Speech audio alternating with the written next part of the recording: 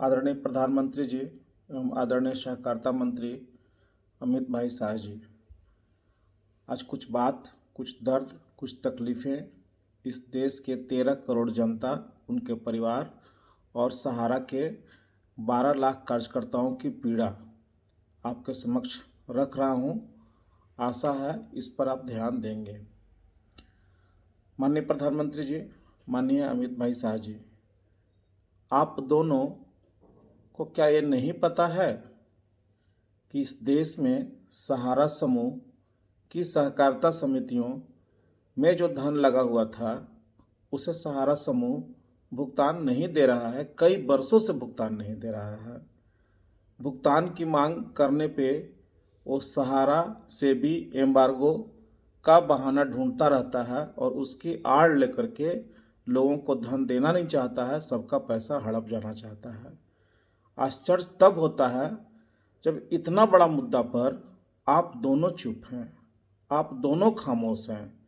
आखिर ये रहस्य क्या है? लाखों पत्र, लाखों शिकायतें आपको भेजा गया, चाहे वो संगठन के माध्यम से हो या इस देश के जितने भी जमाकर्ता और कार्यकर्ताओं के माध्यम से हो। लाखों लाख पत्र आपको दिया गया।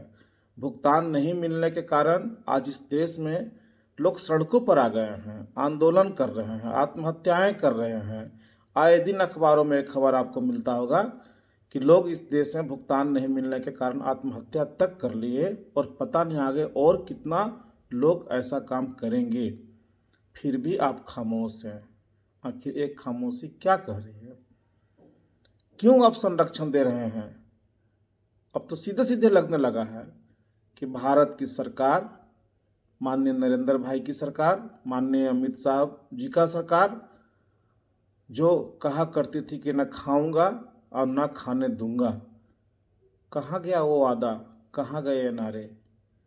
आज एक व्यक्ति को बचाने के लिए पूरा तंत्र लगा हुआ है, वैसे व्यक्ति को बचाने के लिए जिसने भारत के 13 करोड़, ये मेरा डाटा नहीं है माननीय प्रधानमंत्री जी, ये भारत सरकार का ही डाटा है जो पार्लियामेंट के पटल पर रखा गया था कि 13 करोड़ जमाकर्ताओं का सहकारिता समितियों में धन फंसा हुआ है जो विगत कई सालों से लोगों को नहीं मिल रहा है।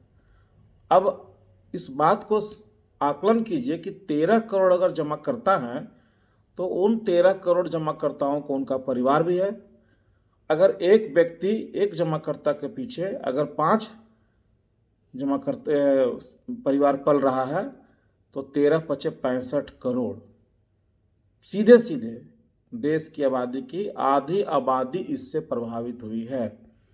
आज 65 करोड़ लोगों के घर में त्राहिमाम मचा हुआ है।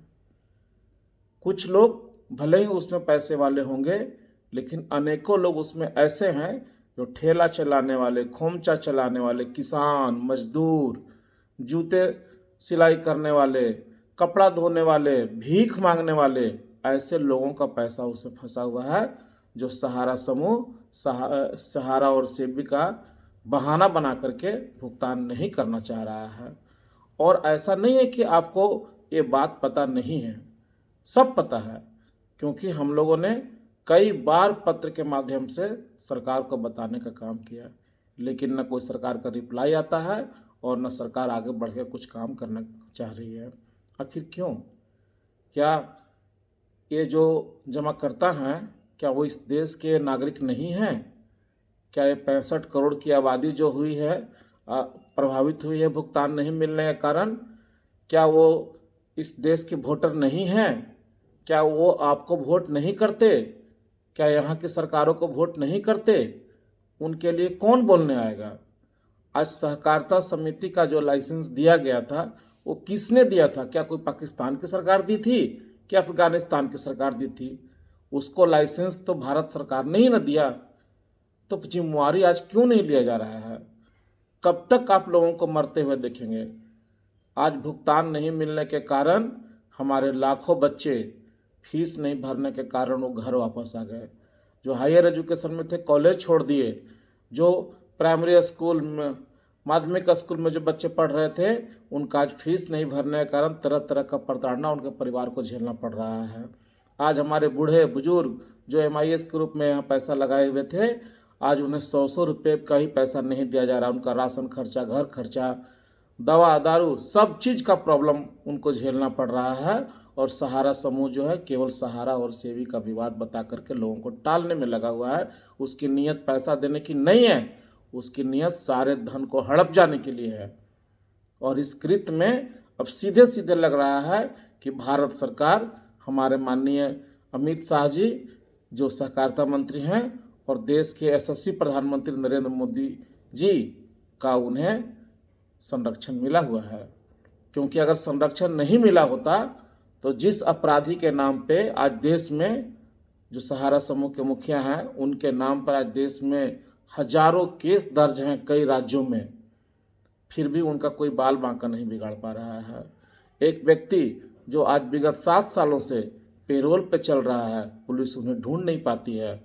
लखनऊ में पुलिस उनको अरेस्ट करने के लिए जाती है तो पुलिस को नहीं पाए जाते हैं, और उसी वक्त उनका फ़ोटो वायरल होता है। देश के सबसे बड़े केंद्रीय मंत्री जो हमारे हैं माननीय राजनाथ सिंह जी, और उत्तर प्रदेश के भूतपूर्व मुख्यमंत्री अखिलेश यादव जी और अन्य नेताओं के साथ उनका फ़ोटो वायरल होता है। आखिर क्या बताना चाह रहे हैं? उस फोटो को दिखा करके क्या सारे जमाकर्ताओं को डराना चाहते हैं, दिखाना चाहते हैं कि हमें सरकार का ब्रह्मास्त्र प्राप्त है, कोई कुछ नहीं मेरा बिगाड़ सकता है? आज लोग भुगतान के लिए त्रस्त हैं, पाई पाई के लिए त्रस्त हैं, और सुब्रतो राय लखनऊ में बैठ के ठुमके लगाते हैं, बड़ी बड़ी मीटिंगें कर रहे हैं, सभाएं कर रहे हैं, किंतु भुगतान देने का उनका कोई ऐसा चीज़ नहीं दिखाई दे रहा है कि उनका भुगतान देने का नियत भी है। विगत कई बार, वो चाहे सोशल मीडिया हो, अखबार हो, के माध्यम से कई बार सुब्रत राय ने कहा कि हम सबका भुगतान करेंगे, लेकिन उनका जितना भी समय मुकर्रर हुआ वो सब झूठा हुआ, सारे वादे उनके झूठे निकले, और फिर भी भारत सरकार मौन है। आखिर ये चुप्पी क्यों है? ये चुप्पी कब टूटेगी?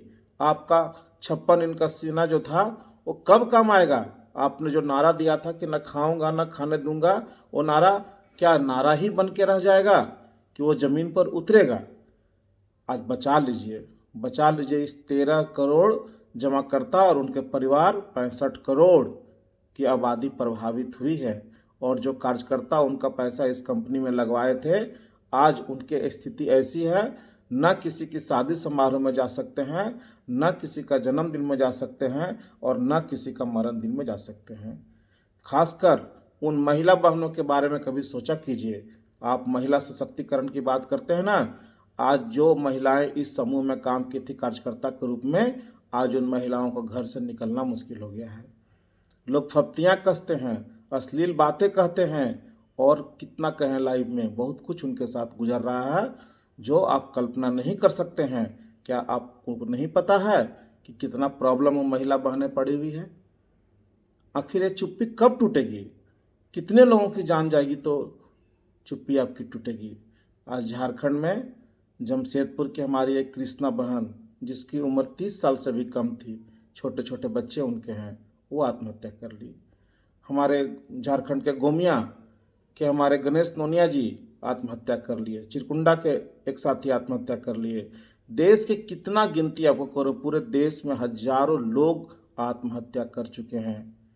एक हत्या हो जाती है तो राष्ट्रीय चैनल पे दिन भर चलता है, किंतु सहारा के कार्यकर्ता आत्महत्या करते हैं तो कोई चर्चा नहीं होती है। सहारा के जमाकर्ता तिल तिल के मर रहे हैं, कोई चर्चा नहीं होती है। अब आश्चर्य तब हो रहा है जब भारत के यशस्वी प्रधानमंत्री और माननीय अमित भाई शाह जी, जिनके हाथों में सहकारिता मंत्रालय है, दोनों आज चुप हैं। ये चुप्पी क्या कहलाता है? क्यों बचा रहे हैं एक व्यक्ति को? आखिर इस देश के लोग कहाँ न्याय मांगने जाएंगे? अपनी सरकारों पर अगर न्याय की उम्मीद नहीं करेंगे तो किससे करेंगे? इसीलिए आज मैं आप दोनों से सीधे सीधे मुखातिब हूँ। जो भी बातें कह रहा हूँ पूरे साक्ष्य के साथ कह रहा हूँ। ऐसा नहीं है कि मैं साक्ष्य के साथ नहीं कर रहा हूँ। दिल्ली उच्च न्यायालय ने भी सहकारिता समितियों को भुगतान का आदेश दिया, लेकिन आज भुगतान नहीं दे रहे हैं। दिल्ली उच्च न्यायालय ने इनके काम पर रोक लगाया, फिर भी ये नया कलेक्शन ले रहे हैं और लोगों का भुगतान नहीं कर रहे हैं। कृपया जल्द से जल्द इस पर संज्ञान लें, नहीं तो इस देश में आने वाले समय में वर्ग संघर्ष का उम्मीद बढ़ता जा रहा है। आज कार्यकर्ता और जमाकर्ता दोनों आपस में लड़ रहे हैं, आपस में भिड़ रहे हैं। कार्यकर्ताओं को उनके घर पे चढ़ कर के लोग गाली गलौज कर रहे हैं, मारपीट कर रहे हैं।